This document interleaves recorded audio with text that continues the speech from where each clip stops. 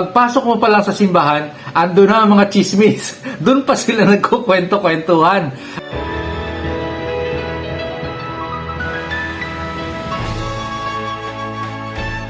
Pagkatapos nito, may piyesta ng mga Hudyo at umahon si Jesus pa Jerusalem. May isang paliguan sa Jerusalem na kung tawagin sa Hebreo'y Betsata na malapit sa pintuan ng mga tupa. May 5 pasilyo ito na may bubong. Nakahandusay sa mga ito ang isang pulutong ng mga may sakit, mga bulag, mga pilay at mga lumpo na naghihintay sa pagkilos ng tubig. Naroon ang isang taong 38 taon nang may sakit. Nakita ni Jesus ang taong ito na nakahandusay at alam niya na matagal na ito roon. Kaya sinabi niya sa kanya, Gusto mo bang umigi? Sumagot sa kanya ang may sakit. Ginoo, wala akong taong makapaghahagis sa akin sa paliguan kapag nakalawkaw na ang tubig. Habang paroon ako, lumulusog na ang iba at nauuna sa akin. Sinabi sa kanya ni Jesus, Bumangon ka, buhatin mo ang iyong higaan at lumakad. At nagling umigi ang tao. Binuhat niya ang kanyang higaan at lumakad. Araw ng pahinga ang araw na yon. Kaya sinasabi ng mga Hudyo sa taong pinagaling, Araw ng pahinga ngayon at di pinahihintulot na buhatin mo ang iyong higaan. Sumagot siya sa kanila, Ang nagpahingi sa akin ang siyang nagsabi sa akin, buhatin mo ang iyong higaan at lumakad ka. Tinanong nila siya, Sino ang nagsabi sa iyong magbuhat ka nito at maglakad? ngunit hindi alam ng pinagaling kung sino siya sapagkat nakaalis na si Jesus dahil maraming tao sa lugar na yon. Pagkatapos nito, natagpuan siya ni Jesus sa templo at sinabi niya sa kanya, Tignan mo, maigi ka na. Huwag ka nang magkasala pa at baka may masahol pang mangyari sa iyo. Umalis ang tao at ipinahayag sa mga Hudyo na si Jesus ang nagpaigi sa kanya. Dahil dito, inusig ng mga Hudyo si Jesus sapagkat araw ng pahinga niya ito ginawa.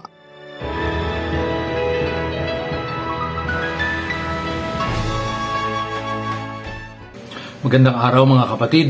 Sa ating narinig na ebanghelyo ay may 2 salita akong narinig na hindi ko alam, na maaaring hindi nyo rin alam. Kaya napilitan akong i-search kung ano nga ba itong portico at saka Bethesda.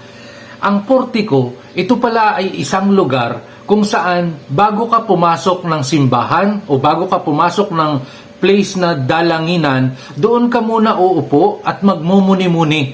Doon ka muna magpapahinga, parang magpapakondisyon ka dito sa portico. Yun pala yung portico. Kumbaga bago hindi ka dire-diretsa agad papasok doon sa dalanginan.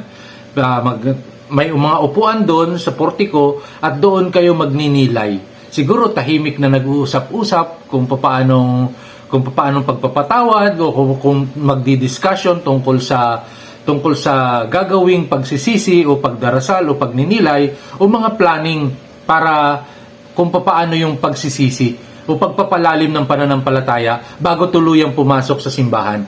Pansinin po natin ang simbahan ngayon, lalo sa mga chapel, sa mga barangay, yung mga napupuntahan namin. Pagpasok mo pa lang sa simbahan, ando na ang mga chismis. Doon pa sila nagkukwento-kwentuhan. Ang iingay pa. Kaya siguro, noong unang panahon, mayroon talagang portico na dapat ay dito kayo mag-usap-usap kasi yung mga nandun sa loob ay kumbagay nakakondisyon na sila.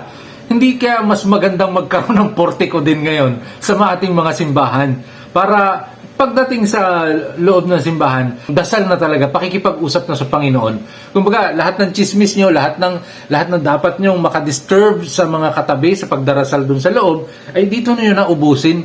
Di ba? Mas magandang idea siguro yun. Yung pala yung portico na mayroon noong unang panahon sa Israel, ganun yung ano nila, yung mga simbahan nila. Matatagpuan din daw ito sa mga moske. Yung mga sinaunang moske ng mga Muslim, may mga ganun din pala. Hindi ko lang alam ngayon yung mga moske kung may portico pa. Yung isa naman ay yung Bethesda. Yung Bethesda. Sinerge ko rin kung ano ang Bethesda. So ito palang Bethesda ay isang parang pool, parang lagoon ng tubig na pag gumalaw yun, pag gumalaw yun, yung mga tao, ang sino mang unang makalusong doon, gumagaling sa sakit. Kung ang sino mang unang makapunta doon sa paggalaw ng tubig na yun, ay gagaling kahit ano pang sakit. Kaya pala itong may sakit, lalaki na narinig natin sa Ebanghelyo ngayon, ay 38 years na nag-aabang, na andun sa portiko na yon, nag-aabang siya dahil nagbabaka sakali siya na makauna siya. Imagine guys, 38 years ka na nag-aabang para gumaling ka doon sa iyong sakit. Hindi siya nawawala ng pag-asa, nagagaling siya. Pero ang naging problema nung nakausap siya ni Jesus, ay wala daw magdala sa kanya doon. Siyempre nga naman, lahat ng nandun, marami mga tao nag-aabang na sa paggalaw ng tubig, dahil pag gumalaw yung tubig, yung unang makakalusong doon ay gagaling. Ang pagkakasabi dito sa ating banal na ebanghelyo ay kalawkaw. Pag kalawkaw ng tubig, tapos sinerge ko sa ibang mga gospel, yung pala yung paggalaw pala ng tubig yun. At yun ay nangyayaring totoo. Totoo yun kasi marami ang nagpupunta doon. Kung yun ay haka-haka lang o alatsamba lang ang galing, walang hindi magtsatsaga yung mga tao doon. At ito yung isang katakataka. Tinanong pa ni Jesus, ibig mo bang gumaling? Ay kung ako siguro yung lalaki nandun, sabihin ko, Jesus, hindi ako magtsatsaga dito ng 38 years kung hindi ko ibig gumaling. Di ba? Talagang ang ibig sabihin ng ating Panginoon, oo, alam ng Diyos ang ating mga pangangailangan, pero kailangan nating sabihin.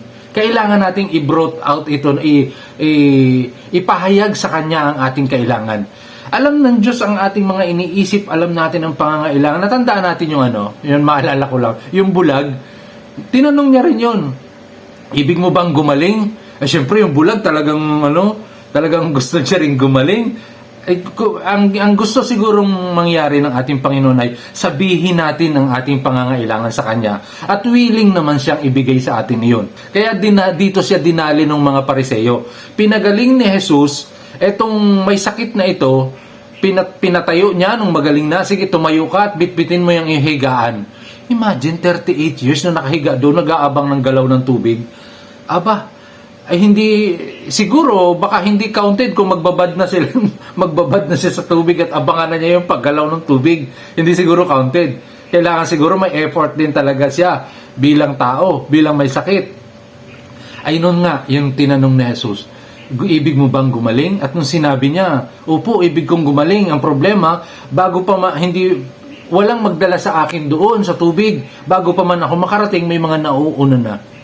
Pero hindi siya nawawala ng pag-asa. Sa ating buhay, hindi natin kailangan sumuko. 38 years na naghintay itong may sakit na ito para sa kanyang kagalingan. Tayo, kung anuman ang ating mga gustong mga naisin, sabihin na natin sa Panginoon. Sabihin natin sa Panginoon. At ang ganda nung 38 years na yun ng pag-asa niya, hindi siya nawawala ng pag-asa. Tayo, kung nawawalan tayo ng pag-asa, alalahanin natin itong may sakit na ito. At alalahanin natin kung paano nagpagaling ang ating Panginoon. Kailangan lang nating aminin kung ano yung ating pangangailangan. Aminin kung ano yung ating mga kasalanan para tayo mapatawad. Kasi ang kasalanan daw na hindi napapatawad ay yung hindi natin inaamin. Kapag umamin tayo sa kasalanan, syempre, mapapatawad na tayo kasi alam na natin nagkasala tayo. Aminin natin yung ating mga kasalanan at hilingin na natin sa Diyos kung ano ang kagalingan para sa ating mga pagkatao. Mga kapatid, life is beautiful. Mag-aral po tayo para sa mas malalim pang pananampalataya. Sabi nga sa Latin, duc in altum, humayo ka sa mas malalim. God bless us all.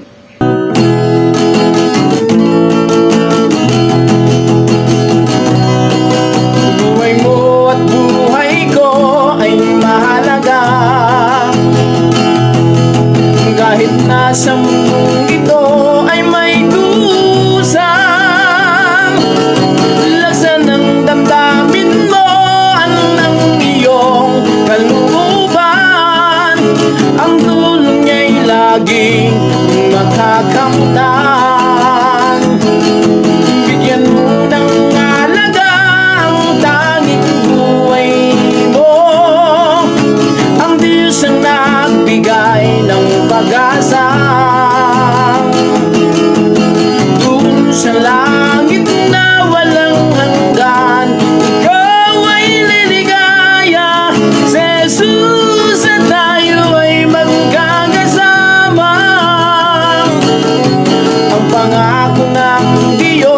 lagi mo